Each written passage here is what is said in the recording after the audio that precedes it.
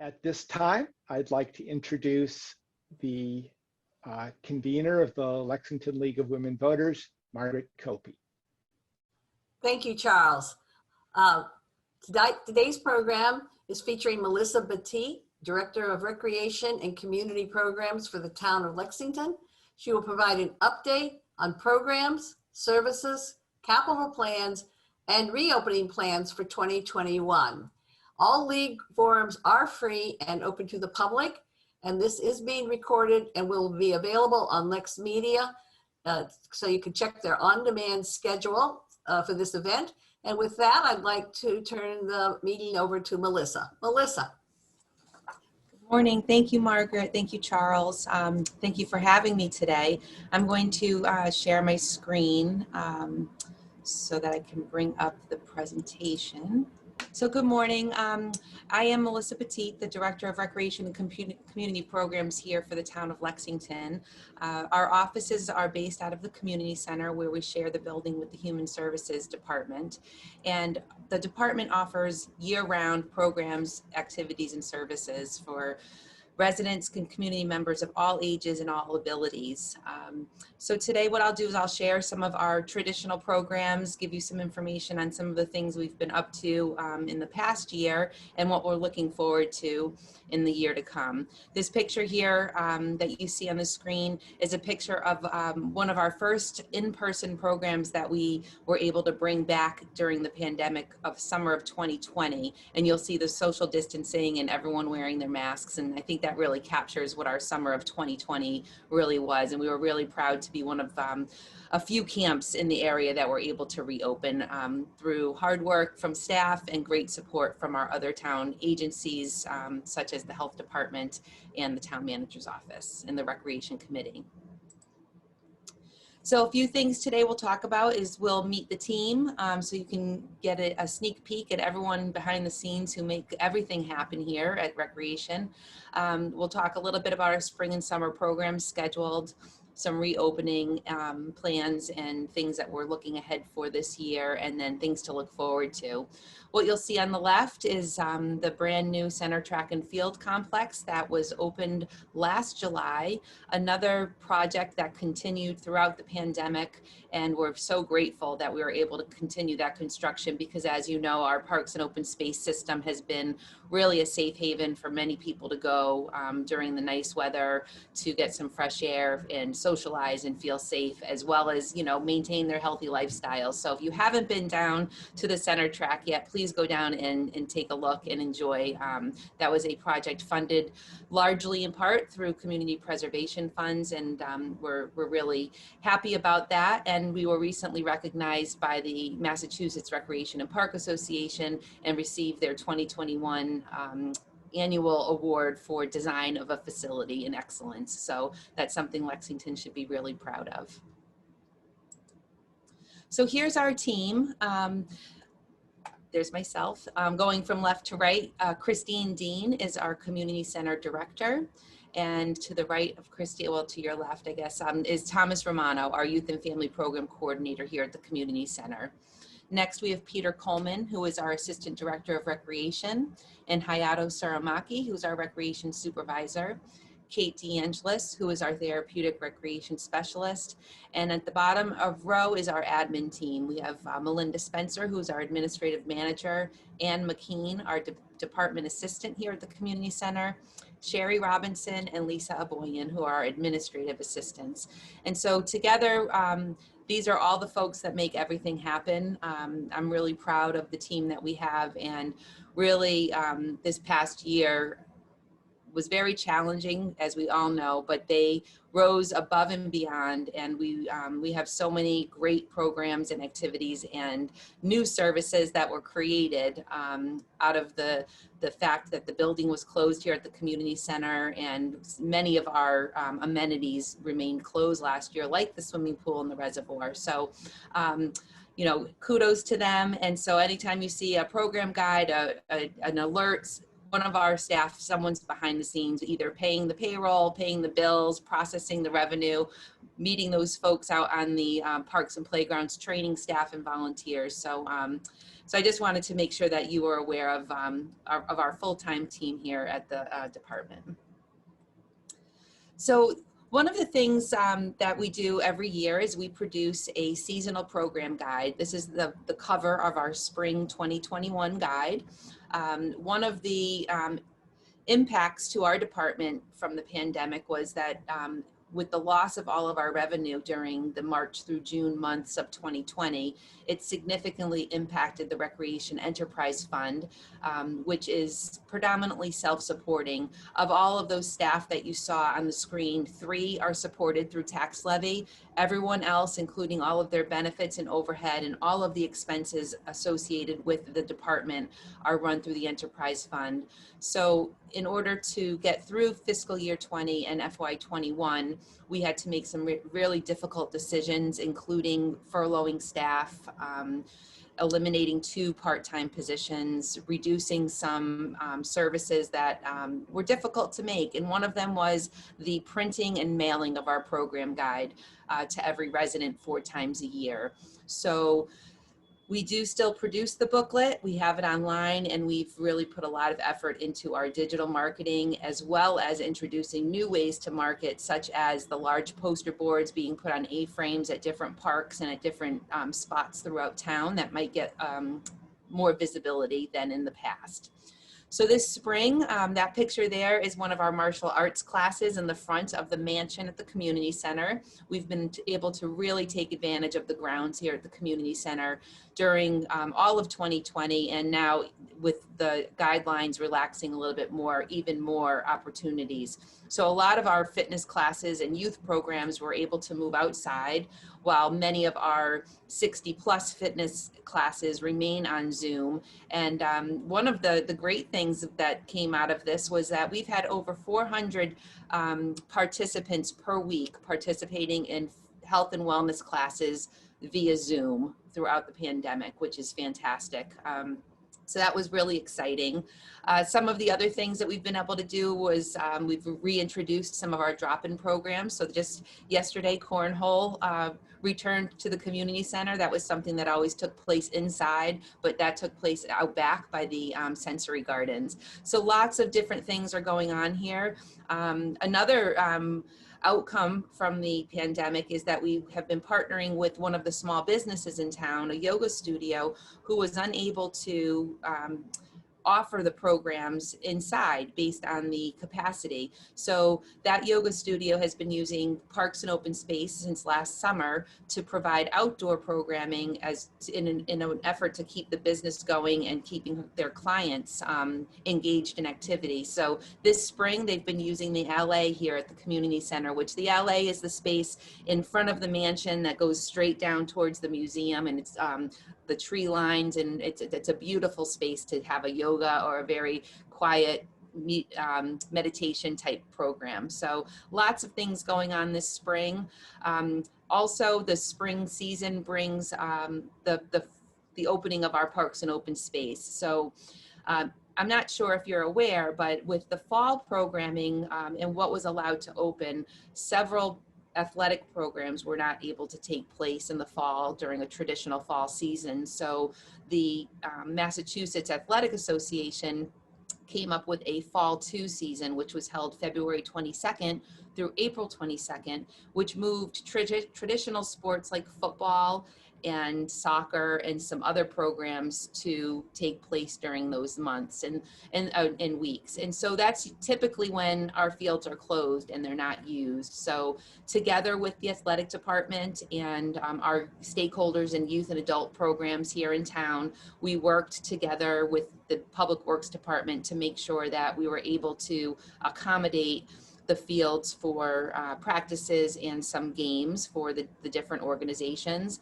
And then just 2 weeks ago, April 25th, I think it was, around that weekend is when the traditional spring season opened, and we're right back to all of our traditional spring sports. So we have our youth soccer, the high school programs are in full swing.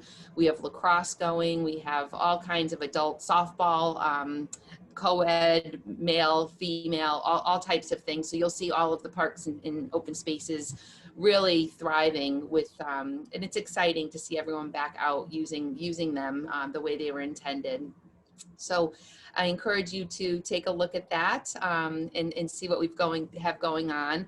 Additionally, one of the things that we've been experiencing throughout the pandemic is that the tennis lovers in town have just gained more love for tennis. So our demands on some of our spaces is really, really high.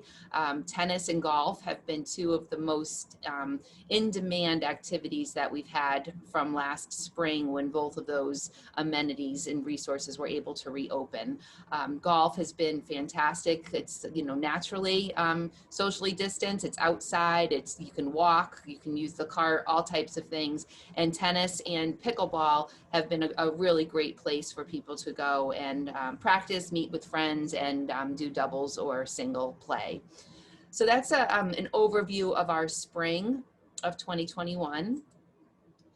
Again, looking ahead to summer of 21, this is the cover of our summer book. Again, we did not print and mail, but we have digital copies on our website, and we do send that out regularly throughout a variety of social media outlets and other places through the town's public information officer. We partner with the schools for their PTO lists. So we feel like we've been able to reach the community in a way differently than we have in the past, but that we're still seeing a high interest, a high demand, and now returning to programs that are maintaining wait lists in many cases. So this summer, we're thrilled that the swimming pool and the reservoir will reopen this year. That's something that was a really big loss for the community and for our department as a whole last year. Because it's summer and it's hot, people are looking to be around water and cool off, but it's also a place where we lost a summer of swim lessons and teaching, you know, hundreds and hundreds of young children and young adults how to swim. We were unable to hire 200 plus staff and volunteers, so that was all employment lost and job opportunities for, you know, many of our high school and college aged and beyond. So we're really excited this summer to have both of those facilities back online to provide not only the services and the experiences to the participants, but also to have our youth back engaged in some employment, and for us to have them trained and have learned some skills here right at home. In addition to our day camps, we will be offering our traditional sports clinics and workshops, which is a variety of different sports and activities. And our inclusion services are really something that have grown tremendously over the last 3 years. In the staff photo, you may have remember me pointing out Kate DeAngelis, who was our therapeutic recreation specialist. So she came on with us about 3 years ago, 2.5 years ago, in a part-time status. And I'm proud and happy to say that in December of 20, we were able to fund through the Recreation Enterprise Fund that position to go full time. So this summer, just in summer day camp, we have over 20 different children who identify with needing some accommodations, and we will be hiring 5 to 8 additional support staff throughout the summer to work with Kate and those participants. So we're thrilled that we are able to really expand our inclusion program. The tennis program has been super popular, and we've been able to introduce some social opportunities where we're doing peer groups, where we have teenagers who both identify with disabilities or do not, and that is a true inclusion mentor program that just came out of development in the last month or two through Kate's leadership and working with Lexington High School, working with Lab, working with some of the other nonprofits in the area like Riverside and the Cotting School, things like that. So lots to come this summer. It's very, very busy, and this time of year is when we're doing all of our interviewing, registrations, and onboarding our participants and setting up our parent information nights. So it's a very, very busy time of year. The pool is set to open as of right now for Saturday, June 5th. And the reservoir will be that last weekend in June, and they'll remain open through the end of August and or Labor Day, depending on weather, and the reservoir typically closes a little bit early. The lifeguards all go back to school, so it's usually based on how we're able to safely stay open. So jobs and volunteering, I spoke a little bit about the impact from last summer and the reduction in what we were able to do.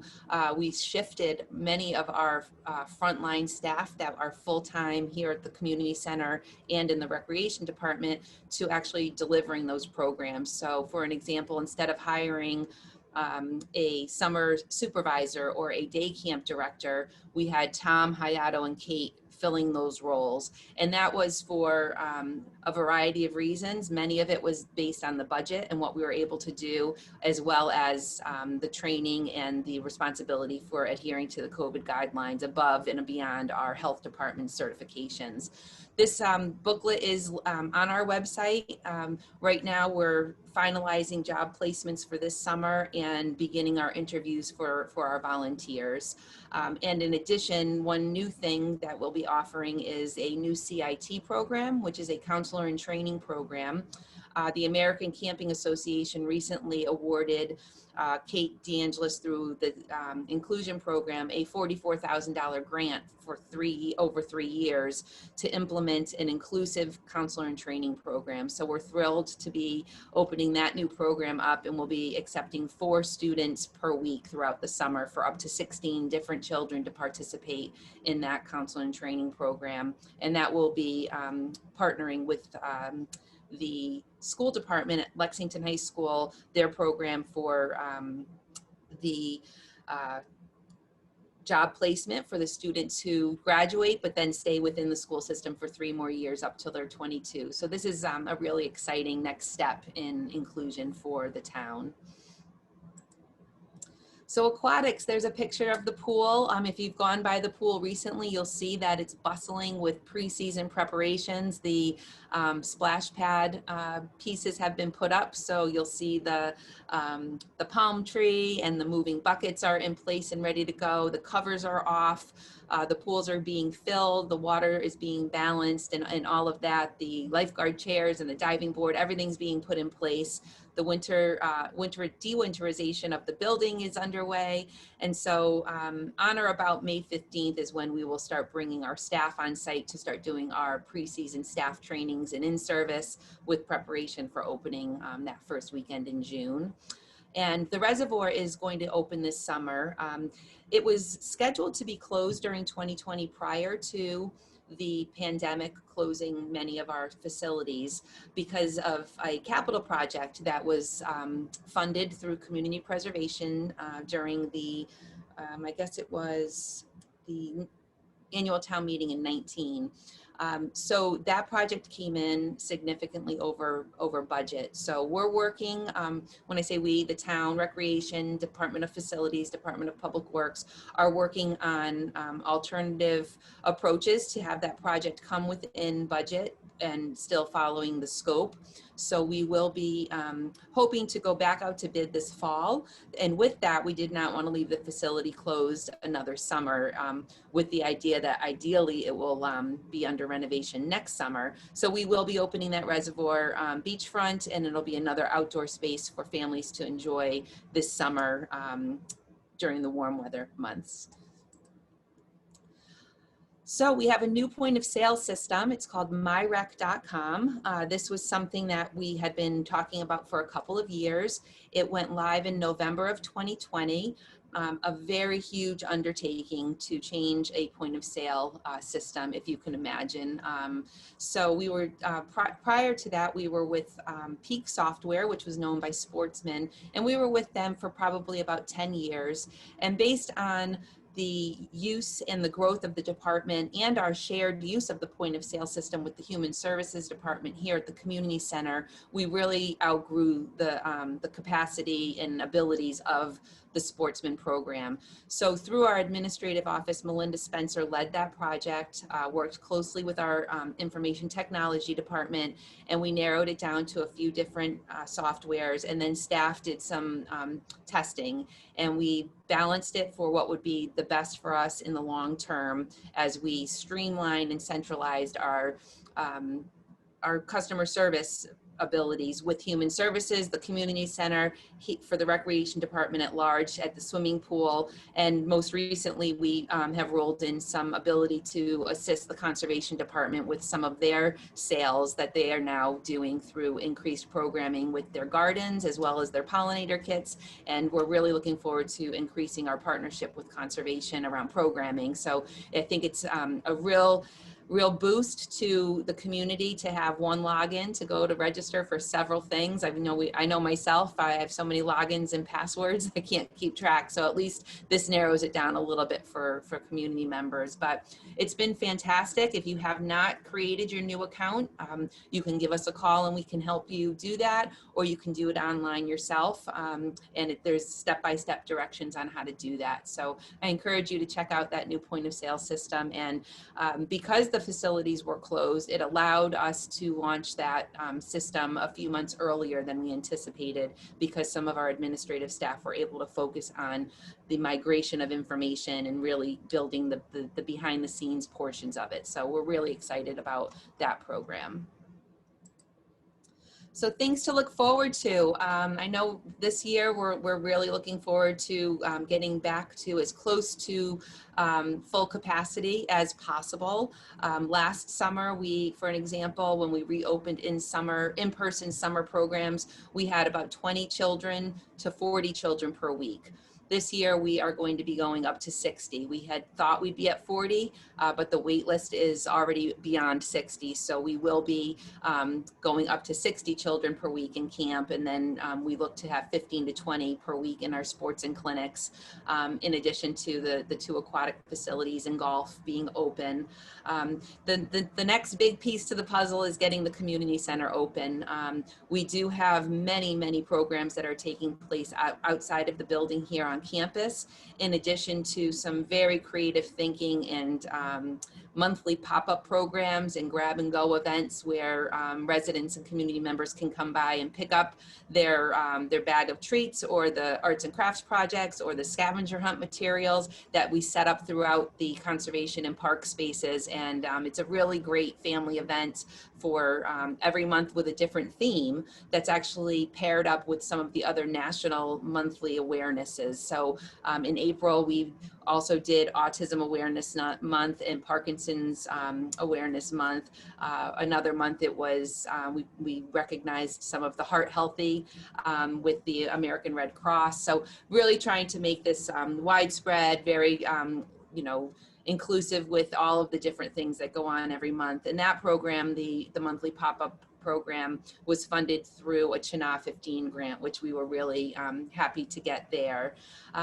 The other portions of the community center, we are a town facility, so the reopening plans for the town facility, I have to say, has been very thoughtful, and not only for opening safely and having everything in place, but very thoughtful for what's going to be appropriate for when the community returns to our buildings and for when the staff returns.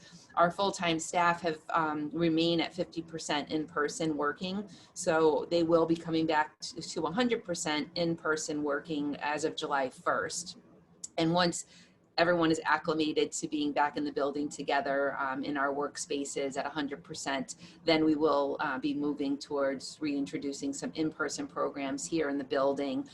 There is a survey out right now for the community center, and what we're doing is we're gauging the interest of what people are looking for most, if they're feeling okay with some programs staying virtual, if they're okay with their in-person programming taking place outside, if they're looking for the social drop-in programs, if they're looking for the fitness spaces, the ping pong, the billiards. So we're trying to put together a prioritized list on how we can roll some of those programs out towards the end of the summer. So that's something that we're really excited about, and it is really interesting and fun to work with Human Services and collaborate with all of the services that come through their programming and senior services and council on aging alongside the ones that we sponsor. So we're excited to have a draft plan to bring forward, most likely by early June, for the town manager and or select board to take a look at.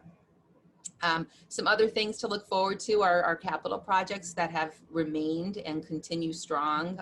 That's one thing I think here in Lexington, at least for recreation, this is a very strong, ambitious capital program, unlike some other towns. The community preservation funding is one source that allows the town to really maintain their infrastructure and their resources in a way that many other towns aren't able to. So just this weekend and early next week, we'll be finishing up a brand new playground at the Sutherland Park. So that'll be opened, we're hoping, as early as Tuesday of next week. We have a few other capital projects that are going to be going out to bid for some tennis and pickleball improvements to the courts, some ADA walkways. And in the fall through next spring, we have another playground improvement project coming up at the Ringe Park, and some field and irrigation programs improvements that are spearheaded through the Public Grounds Department of Public Works, but work directly with the Recreation Committee. One other one that we'll be engaging on probably this spring is our athletic feasibility study. That was one that was funded back in FY21, but was put on hold as we redeveloped the town's budget. But the athletic feasibility study is one that came out directly from the town meetings ask for what can we do with our own fields after we had discussions about possibly partnering with Minuteman. So we're going to be looking at our athletic fields and seeing if there's some different ways to maximize the use or realign them, or what amenities may make most sense at one park versus another. And the other big thing that we're really excited about and that staff and the rec committee have been actively engaged on is implementing the key findings of our community needs assessment. That was another project that we were able to complete during the pandemic, while other than our one kickoff meeting in late February or March of 2020, the entire community engagement process was done virtually. And we had a statistically valid survey. The key findings came back, and there weren't a lot of surprises there, but this community needs assessment was town-wide. It was not specific to just recreation. It took into account all of the resources here in town. And if you haven't had a chance to take a look at those key findings, it's a big report. At least review the key findings, and that's a living document that typically has a 3 to 5 year shelf life. So we are actively looking at the short-term and long-term plans of what we can do internally for best practices to respond to these needs, as well as some of the recommendations that will go before the boards and committees on next steps for making some, organizational changes to support what we found in the report.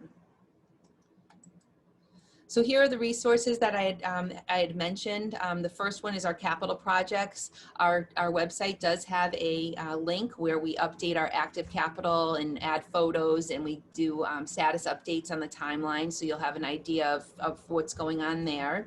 And then I'm going to jump down. The third one is the community needs assessment. That's a link that you can go ahead and visit and take a look at all of the different things that were part of that report. And the item in the middle is the one that I didn't speak to yet, the Community Center 2020 report. When the Community Center opened, there was a committee that was put in place called the Community Center Program Advisory Committee. And after 3 to 4 years, the committee really was not functioning in the way that it was intended. And so in an effort to move forward with some other initiatives, the Human Services Department, COA, Recreation Rec Committee decided that we could dissolve that program committee and move forward with an annual forum where we would bring in all of the stakeholders that have a vested interest in the growth of the community center, the use of it, how it's used, and those types of things. So our first forum was held February 26th of 2020. And unfortunately, we weren't able to hold our forum this year, and we chose not to do it virtually. So we did create a report, and in there, it'll highlight all of the things that from 2020 that were going on here at the community center, not inside, but of course, through our staff and our staff's efforts. And I really encourage you to take a peek at that to really get a sense of really what was going on, and the excitement and the creativity that happened, and really the true community engagement that we kept with our community members that would normally come here to socialize. Last year, July would have been our 5-year anniversary of opening the doors here at the community center, and we had big plans for some sort of community celebration. So that's something that's still in the works. It just won't be on year 5. It might be in year 7. I'm not sure, but it's something that we are looking forward to, and for next steps in figuring out how we can continue to recognize this beautiful asset that the town brought in back in July of 15.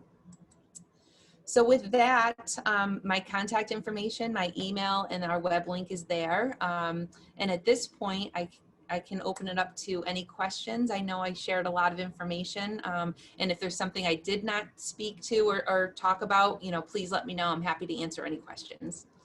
Thank you, Ms. Petit. And the way we're going to handle questions is in the Zoom client. If you find the Q&A box button, probably either at the top or the bottom, depending on how you're getting through to Zoom, click on that. You can type your question, and I will read them, and Ms. Petit will answer them. We have a few questions already, but I do encourage you to please enter any questions you have. I'll start with the first one. What would it take to get a town-owned and town-run indoor swimming pool? How much money would it cost? It would take a lot to get that, depending on a couple of things. So if it was something where the town chose to purchase an existing facility versus building from scratch, it would have to be built into the town's capital plan, and that would be something above and beyond the Recreation Committee's capital plan. It would truly be part of the master plan for town facilities. And so if it was going to be a brand new pool being built somewhere, the property and the location would need to be identified, if it was town land or if the land needed to be purchased, and then the building would need to be funded.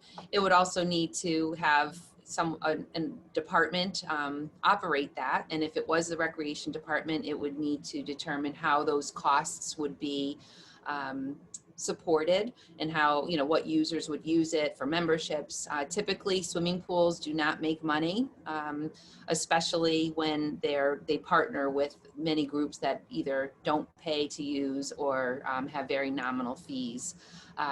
This is something that has been part of discussions for the last couple of years, especially with the Minuteman High School building renovation, not including another swimming pool. And most recently, the Boston Sports Club closing as a club. We went over as the town with multiple staff from different agencies to take a look, and that particular facility and the pool portion of the facility was not suitable for what the high school was looking for, and was not a space that the town at this time was able to move forward with safely providing swim activities based on the age of that pool, the condition of the pool itself, and the lack of accessibility to become a public space. Thank you. And next we have, are there scholarships for recreation programs available for people with low incomes? How can people find out about them? Yes, actually, we have a very generous financial aid program. The process is that it's a confidential process, and community members are able to fill out that application, and it goes through the Human Services Department and one of the social workers. Right now it's through Tony Serio.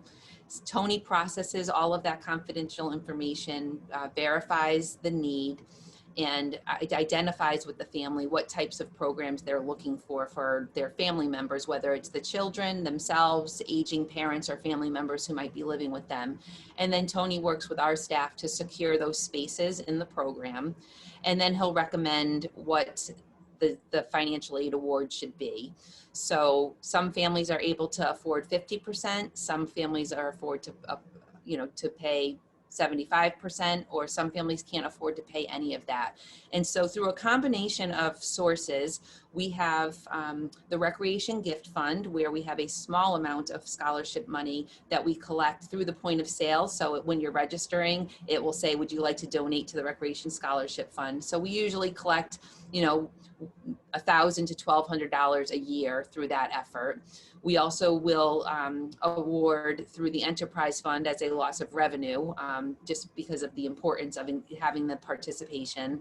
We also receive very generous scholarship monies through the Fund for Lexington, and that is something that we put into place beginning back in 2017. And we also receive scholarship funds through the Dana Home Foundation, specific to programs for those serving seniors.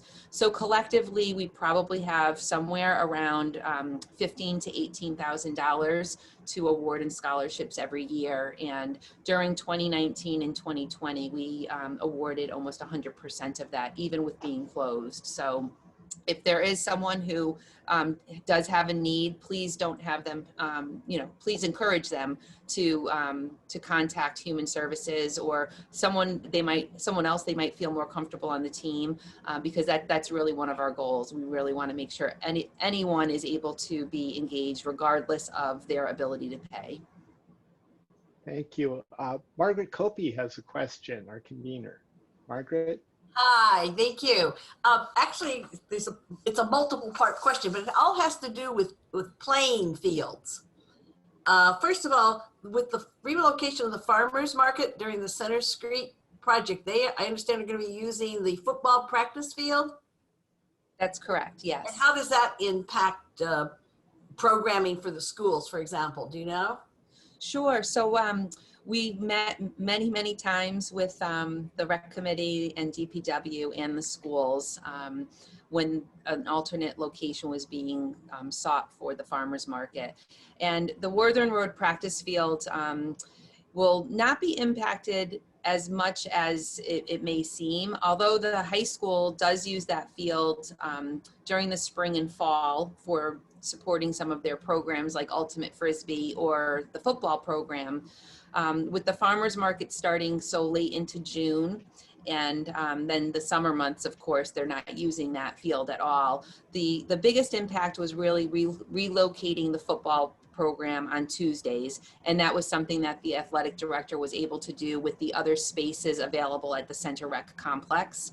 So in an effort of looking at holistically the farmers market, the athletic programs, the other field users, that was the best location with the least amount of impact to other groups. But it really has been a seamless process working with the farmers market, the high school athletics, recreation, and DPW. The recreation committee has been in full support of this.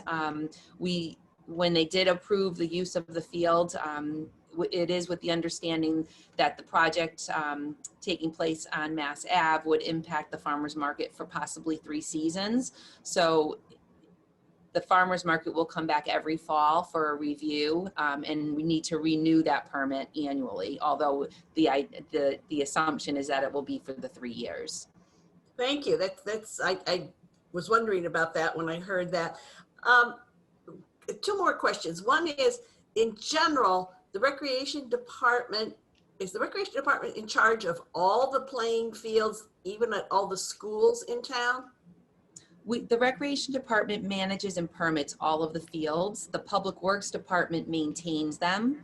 Okay. The school department has first use of those schools during the school hours. So we wouldn't permit any of the fields at the schools between 7 and 3. And then for 3 p.m. on, for nights, afternoons, nights, and weekends, we have a permit system that has tiers, and the priority of use is the town and the schools, and we put those in first, and then we open it up to the other groups, which are tiers 1 through 5, which would be Lexington-based organizations, youth and adult. Then there's another tier for organizations that may have less residency, and then there's really just the private group that they're not associated with Lexington, but they just want to get a permit, and that's tier 5. So it's a process that works really well. We do it every season for that particular season. And, you know, depending on when a field is out of commission, when a new sport comes into play or a particular program grows, all of the groups work really well with each other, whether it's Little League giving up a field or Lusk saying, okay, lacrosse needs the field during the spring, whatever it might be. We have a sports council group that meets monthly. Hayato Suramaki leads that. And all of the sports groups come together and talk about different things. In addition to their needs for permit and spacing, they talk about capital improvements, they talk about equipment on site, they talk about all types of things that will make the process as seamless as possible. Thank you. And then this has to do more with long-term planning. For years, I've heard people in town, not everybody, but some people talking about, why don't we have lights on our football field? Many other towns do. I'm fairly agnostic on this. I'm not sure what the pros and cons are, but right now there is also in town, of course, the discussion about a new high school. So would there be any plans to do anything to the football field prior to the town funding and building a new high school in that same general area? So some of that I would not be the right person to be asking. I do know that through the Recreation Committee's capital programs that have taken place at Center Recreation, there's always been the consideration for the possibility of what if the high school's built, or what if the high school needs some of this space for staging area or to permanently take it over as part of the growth of that space. I do know that, you know, the football field in the stadium and that side of Park Drive is really a natural division between the true parkland and the high school. In terms of lights going on at that field, I have never heard of that being a request. I know that the high school would bring in portable lights for their handful of home games that are played there. I don't know long-term if they will migrate over to the center track and host their football games on the synthetic turf moving forward.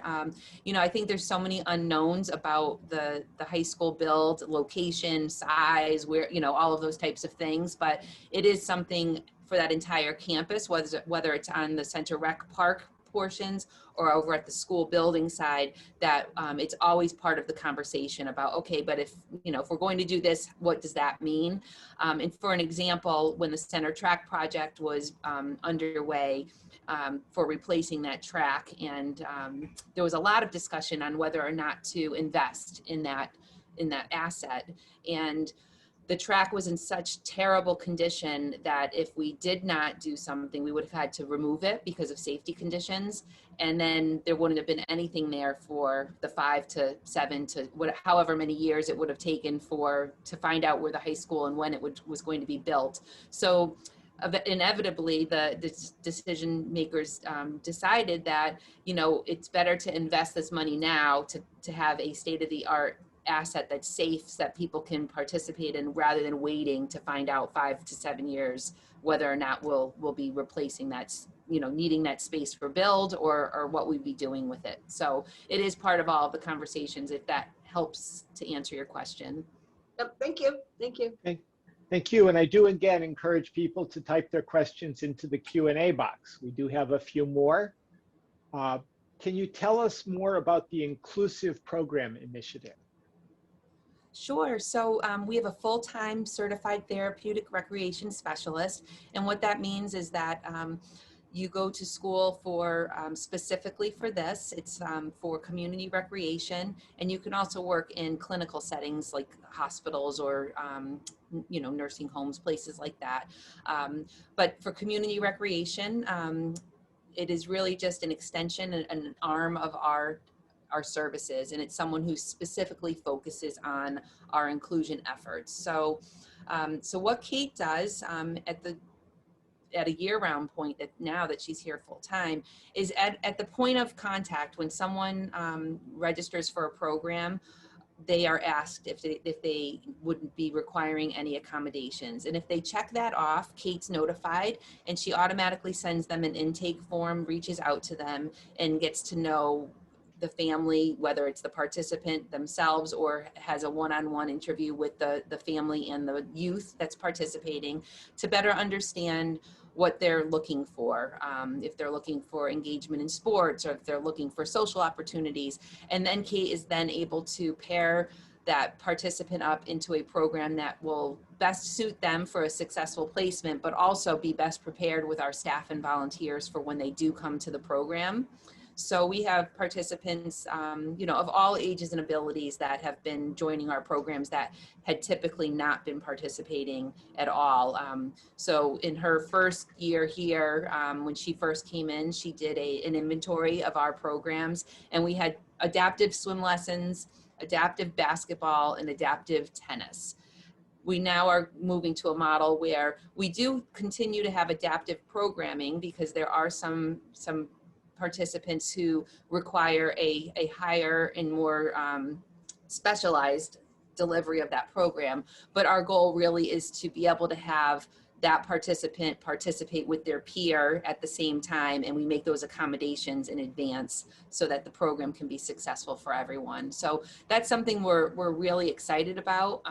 Kate's role is also, she's on the core team for the diversity, equity, inclusion initiatives that are going on in town right now. So she's able to bring, through her lens, some of the other things to think about when you think about inclusion, including not just your physical ability, but we also are inclusive with your ability to pay, as we've already talked about.